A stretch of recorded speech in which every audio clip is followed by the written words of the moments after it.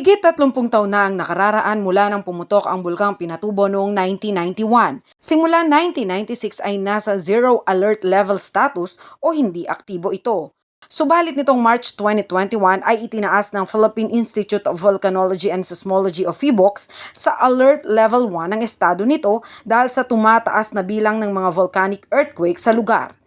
Bagamat hindi nararamdaman, ay umabot daw sa 1,722 ang nangyaring lindol sa loob lamang ng 2 buwan.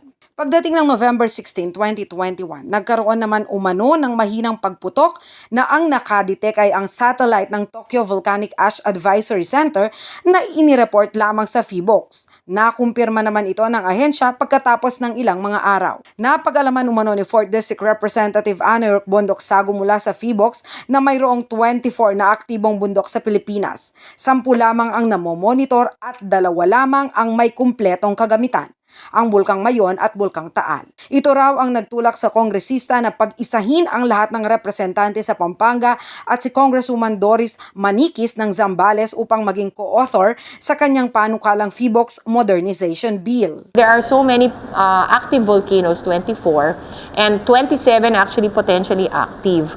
So Pinatubo is not even being monitored completely. So kailangan talaga ng gamit.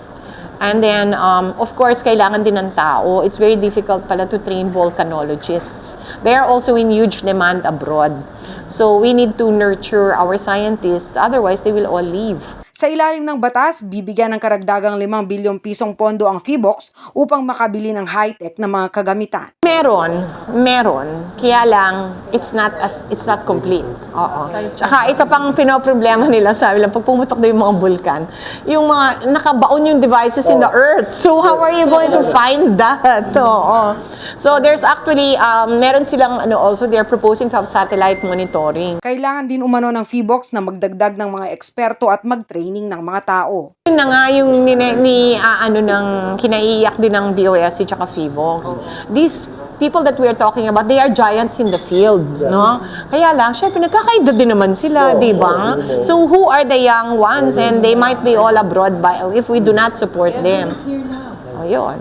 These are all giants talaga. They are all heroes during their time. Kaya lang, we need to produce new heroes. We are working also to get the PHIVOLCS Modernization Bill to be one of the priority bills po ng ating gobyerno. Nasa Pacific Ring of Fire o Earthquake Belt ang bansa. Mayroon itong tinatawag na Philippine Fault System na mayroong higit 200 active faults. Sa West Valley Fault nito, nagugat ang banta ng The Big One kung saan sentro nito ang kalakhang bahagi ng Luzon. It's something that needs to be addressed. The Philippines is a disaster-prone country, and we really need to address this urgently na.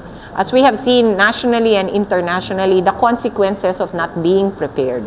Ako si Jana Lumbang Parungaw, taga rito. Kasama nyo para sa CLTV 36 News, atin to.